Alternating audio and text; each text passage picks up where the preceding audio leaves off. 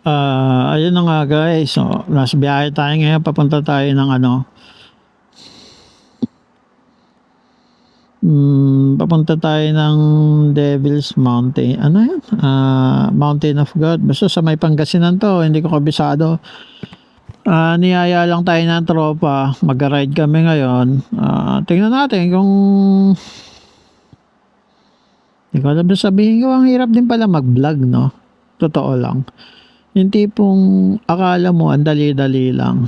Tapos, lagi ka nabablanko. Hindi mo alam kung ano yung next na dapat mong sabihin. Iniisip mo, maganda kaya yung kalalabasan or pangit.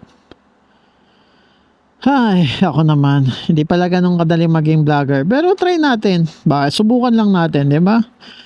Hindi naman full time to eh. Malay mo, kung mag-work, di okay. Kung hindi, okay lang din. Di ba? Yun lang.